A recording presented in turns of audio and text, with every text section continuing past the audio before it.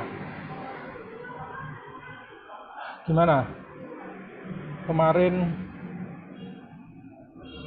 ada hal yang ingin ditanyakan? Kalau tidak tanyakan, saya akan coba ulangin sekali lagi ya. Analisis benda-benda dua dimensi dengan mempergunakan metode elemen hingga atau finite element. Ya.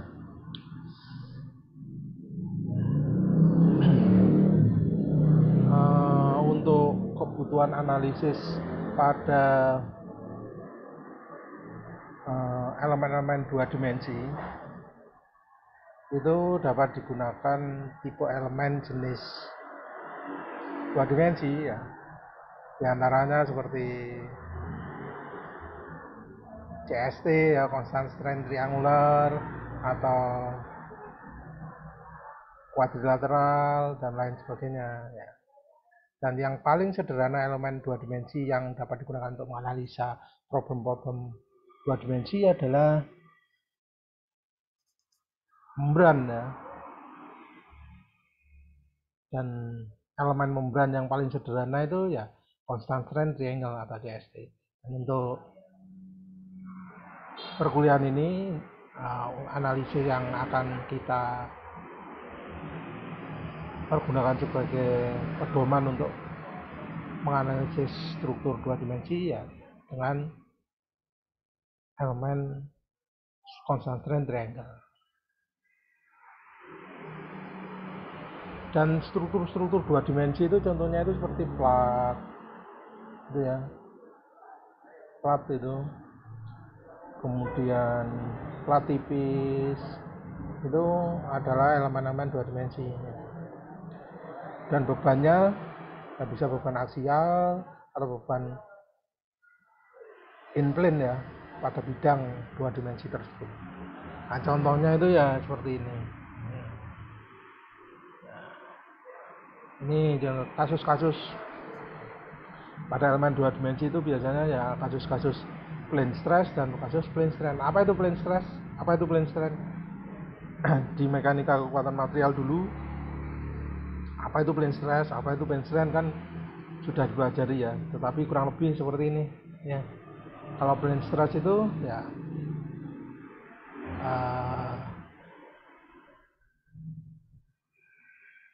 plane stress itu ya tegangannya yang terjadi hanya pada sumbu X dan Y saja.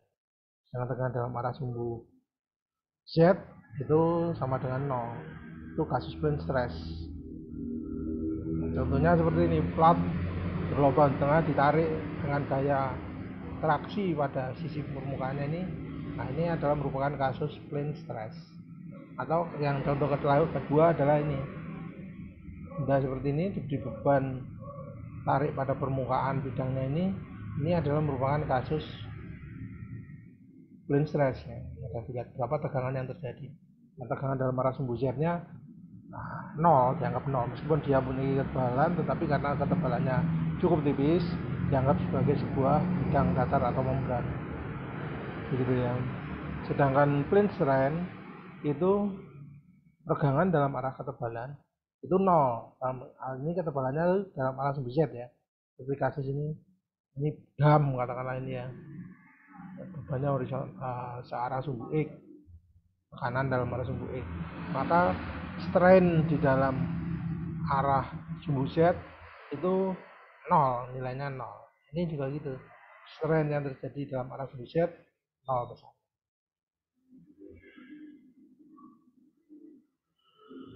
Sedangkan kasus plane stress itu kasus dua dimensi itu, tegangan dua dimensi itu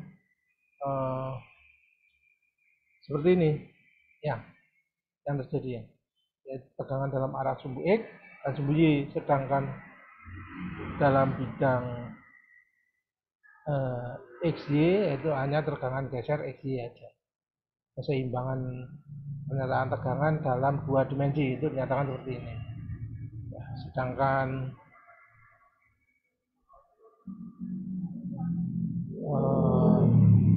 maksimum ini tegangan dalam sumbu X, tegangan maksimum yang terjadi pada sebuah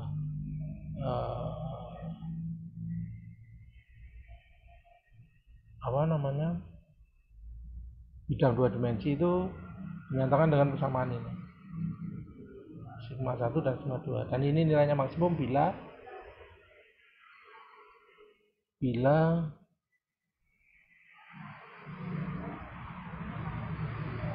tegangan gesernya itu sama dengan 0 dan sudut maksimumnya dinyatakan dengan theta p. Sudut utamanya saat maksimum itu tangan theta buat xy per segini ya. Jadi kurang lebih dapat disimpulkan plane stress itu komponen tegangnya dalam arah Z 0, ketebalan part dianggap sangat tipis, dan matrik kekakuannya dapat dinyatakan dengan ini ya, untuk material homogen ya, isotropik homogen. Sedangkan untuk kasus plane strain ya, regangan dalam arah sumbu Z itu 0, sedangkan matrik kekakuannya dinyatakan dengan persamaan ini. Sedangkan hubungan antara regangan dan tegangan pada plane stress itu ya dapat dinyatakan dengan persamaan ini, dan hubungan tegangan dengan tegangannya dapat dinyatakan dengan persamaan ini.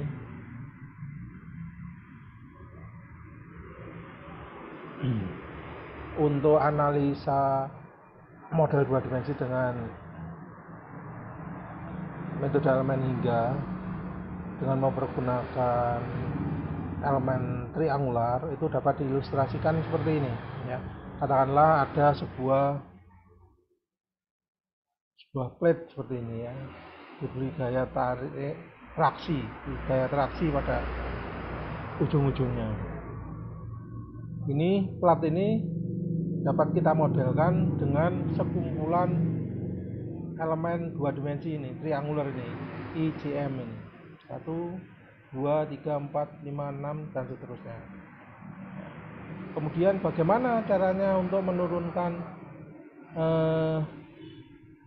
persamaan kekakuan elemen ataupun persamaan global dari struktur ini.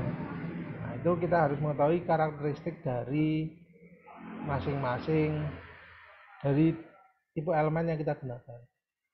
Katakanlah yang kita gunakan adalah elemen concentric triangle ya. Concentric triangle ini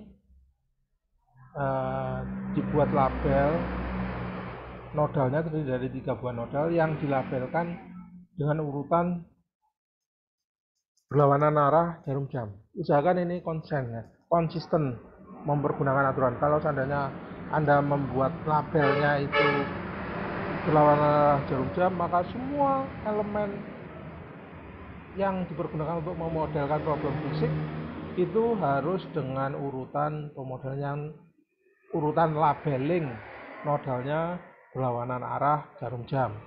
Tetapi kalau searah jarum jam harus konsisten dengan searah jarum jam. Ini untuk menghindari nanti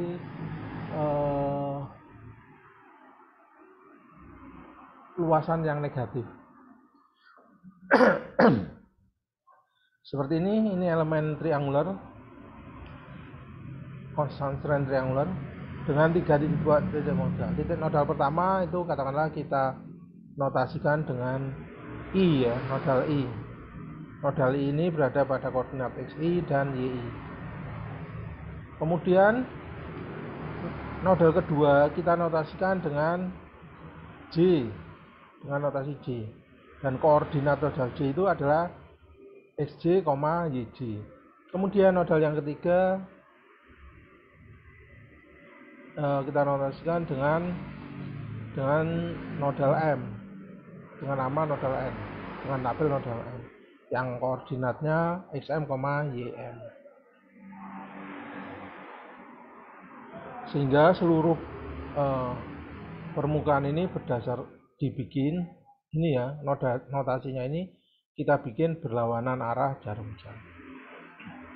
Jadi pada sebuah elemen constant strain triangular ini ada terdiri dari sebuah elemen. Ini adalah sebuah elemen yang terdiri dari 3 buah nodal dan memiliki 6 buah derajat kebebasan. Jadi tiap-tiap nodal ini mungkin untuk berdeformasi dalam arah sumbu X maupun dalam arah sumbu Y. Demikian pula dengan nodal J serta nodal M. Aplikasinya elemen ini ya bisa untuk kasus plane strain, plane stress maupun kasus aksis simetrik, problem aksis simetrik. Penurunannya elemen persamaan elemen untuk elemen constant strain triangular ini ya sesuai dengan aturan di 3 Pascal ya, karena tiap-tiap nodal ada deformasi yang mungkin terjadi kan hanya dalam arah sumbu X dan sumbu Y, sehingga persamaan yang mungkin adalah linear, karena ini merupakan deformasinya juga hanya linear saja sesuai dengan namanya constant strain triangular, konstan.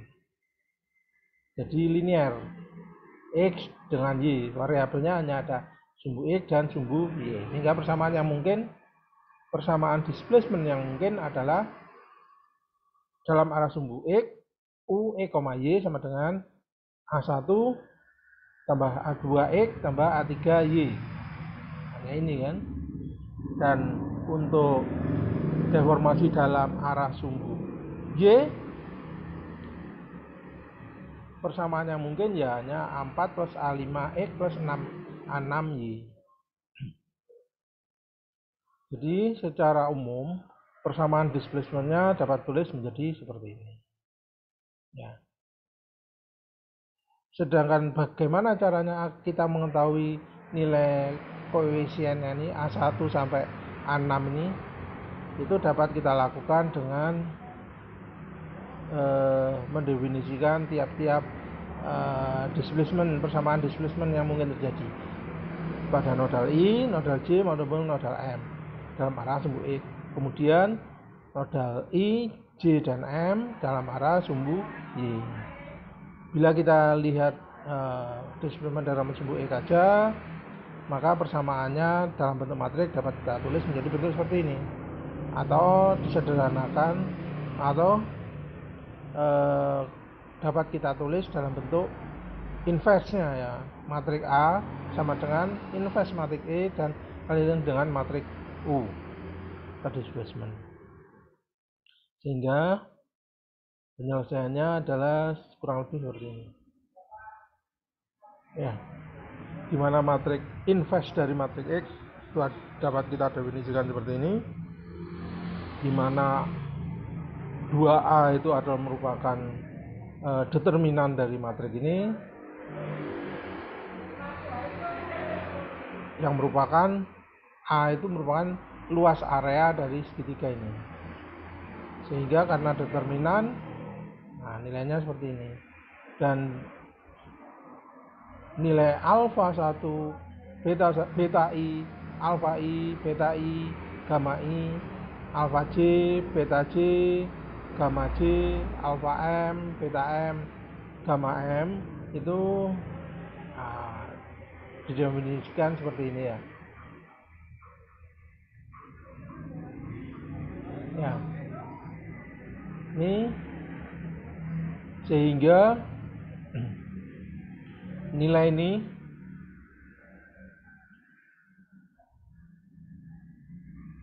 ini dapat kita nyatakan dalam bentuk seperti ini.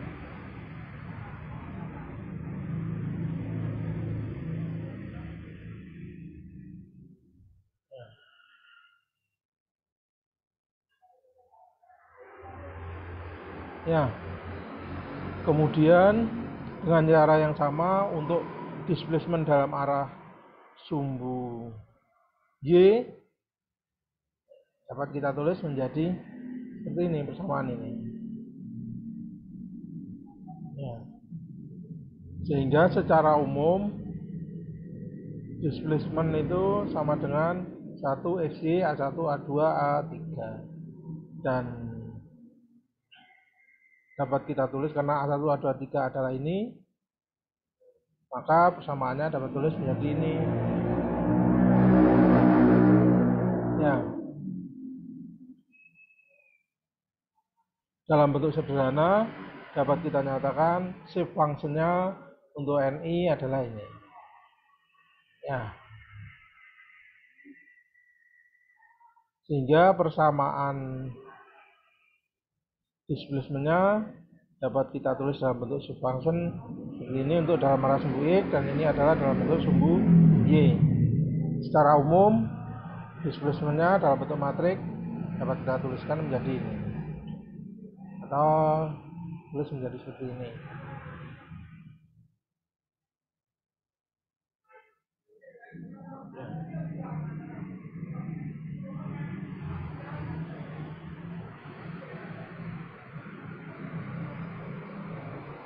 Dan seperti kita tahu, regangan pada plane stress itu kan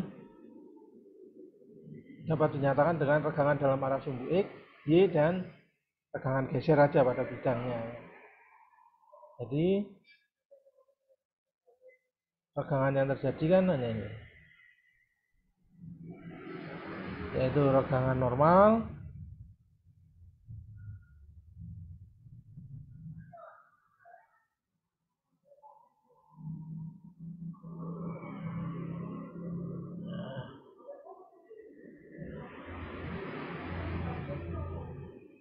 keseimbangannya kan seperti ini ya,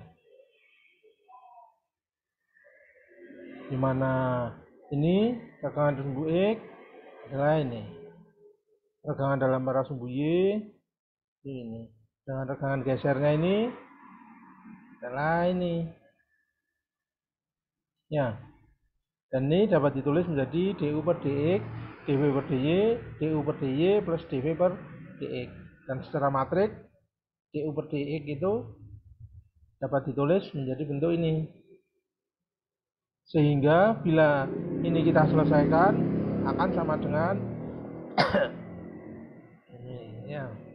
Karena ni itu sama dengan ini, maka ni per dx itu akan sama dengan beta I per 2a. Demikian pula dengan dnc per dx, dm per dx, sehingga du per dx ini dapat kita tulis menjadi bentuk seperti ini ya. Karena dni per dx sama dengan beta I per 2a, maka ini beta I per 2a UI. Demikian seterusnya. Dengan cara yang sama, dv per dx juga kita tulis menjadi bentuk ini. Demikian pula dengan gamma xy-nya. Dan secara umum dalam bentuk matriks dapat kita tuliskan menjadi seperti ini, atau ringkasnya seperti ini.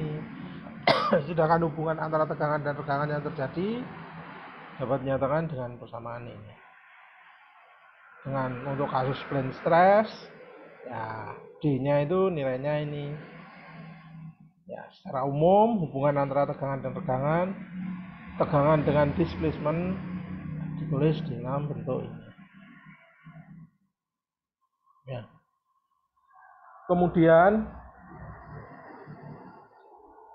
analisa penurunan matriks kekakuan elemen ataupun matriks persamaan elemen untuk kasus 2 dimensi ini dapat dilakukan dengan mempergunakan prinsip minimum potensial energi, di mana potensial energi dari sebuah elemen adalah merupakan sebuah fungsi dari displacementnya. Jadi pada kasus plane constant strain triangular ini potensial energi, total potensial energinya adalah kurang lebih seperti ini. Jadi merupakan sebuah fungsi dari displacement, di mana terdiri dari 6 buah derajat kebebasannya. Displacement terhadap sumbu X, sumbu Y pada nodal I, displacement dalam arah sumbu Y, sumbu X dan sumbu Y pada nodal J, dan displacement dalam arah sumbu X dan sumbu Y pada nodal M. Dan besar total energi yang ada pada sebuah elemen atau struktur itu terdiri dari energi tegangan, energi body akibat dari body force, yaitu kerja dari body force, dan energi yang dihasilkan oleh kerja dari concentration force atau external force yang bekerja pada body tersebut, dan energi yang diakibatkan oleh kerja yang dilakukan oleh traction. Kalau energi akibat dari internal energi itu kurang lebih seperti ini bentuknya. Sedangkan energi akibat kerja yang dilakukan oleh body force kurang lebih ini, sedangkan akibat dari external force seperti ini, sedangkan ini adalah akibat energi akibat kerja yang dilakukan oleh traction force. Karena merupakan kerja, maka tandanya adalah minus, ya. Sedangkan internal itu plus, ya, minus. Jadi total energi dapat kita tulis menjadi bentuk seperti ini. Total energinya ada bentuk menjadi seperti ini.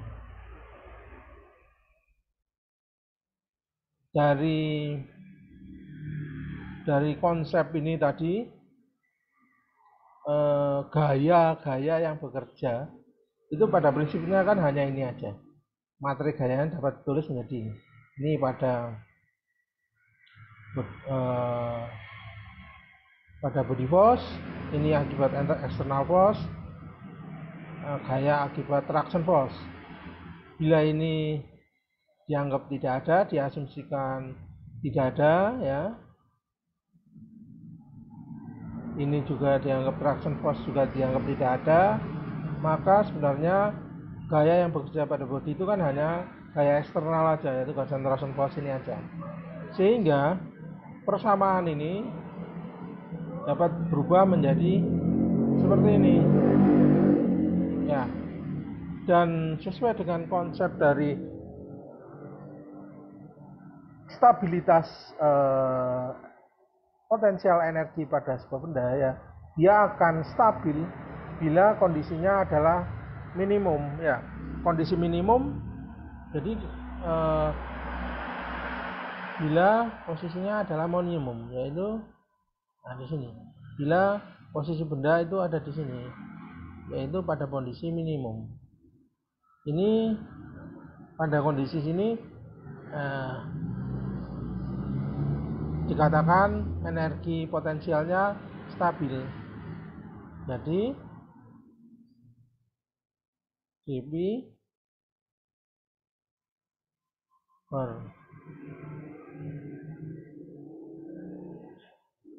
di displacementnya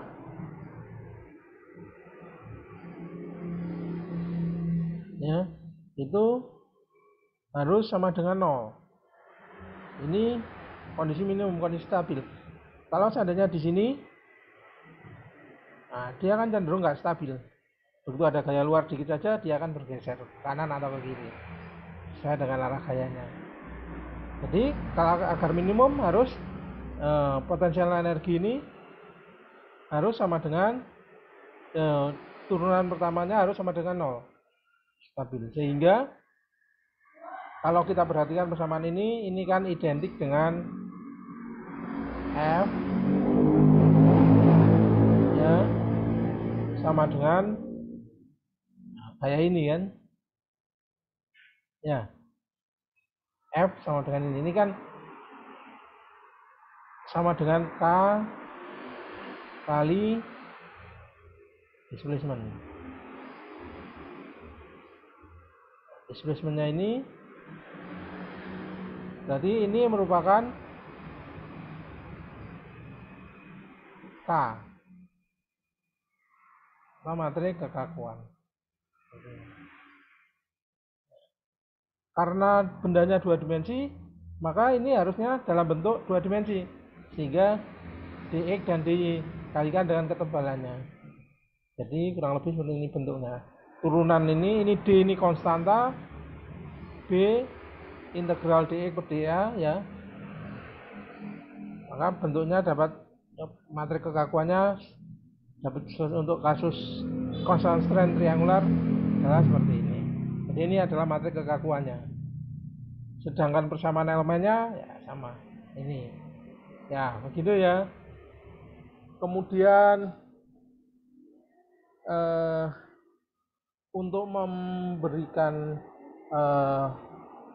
pengetahuan yang lebih luas, kemarin sebenarnya sudah saya kasih contoh soal satu ya.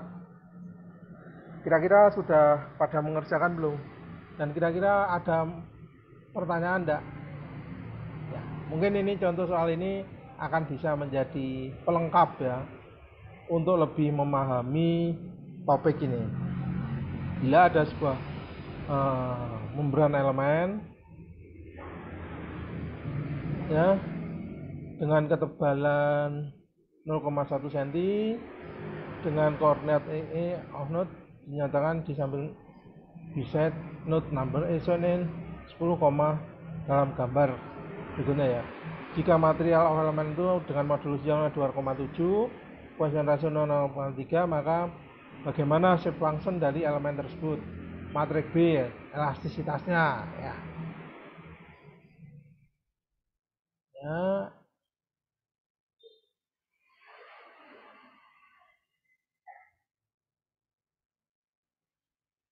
Ya, bila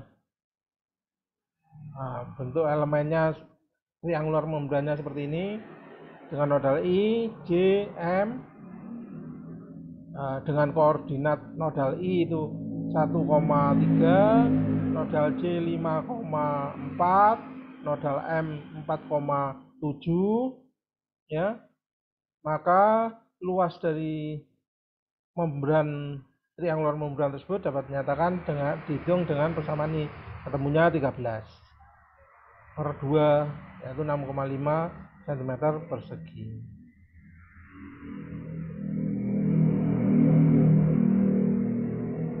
Nah, sekarang shape function-nya untuk pada nodal I persamaannya kan ini ya. A-nya adalah 13. Alfa 1 ketemu ini. Beta 1 ketemu ini. Sehingga shape function-nya bentuknya seperti ini. Kemudian untuk shape function pada nodal J nilainya ini. Sehingga shape function-nya bentuknya ini. Sedangkan pada nodal M dengan alfa M sama dengan beta M, gamma M, sehingga shape function-nya bentuknya seperti ini ya. Kemudian matrik B. Matrik B itu kan regangan sama dengan matrik B kali displacement kan gitu ya. Nah, seperti ini ya. Nah, jadi dari sini dapat kita tahu bahwa matrik B adalah 1/2A kali matrik ini. Ini kan, ini matrik B.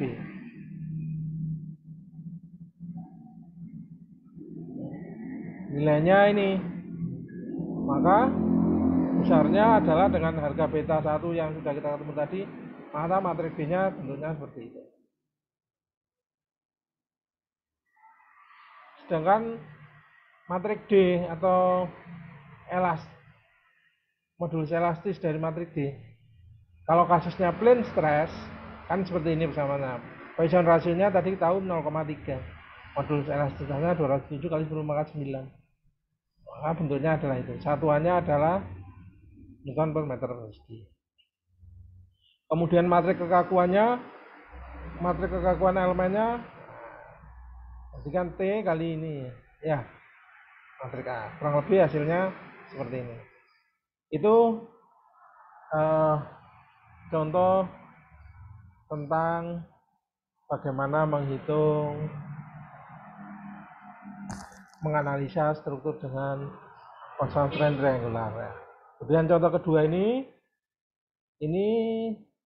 kita juga diminta untuk mengevaluasi matrik kekakuan dari elemen seperti gambar ini.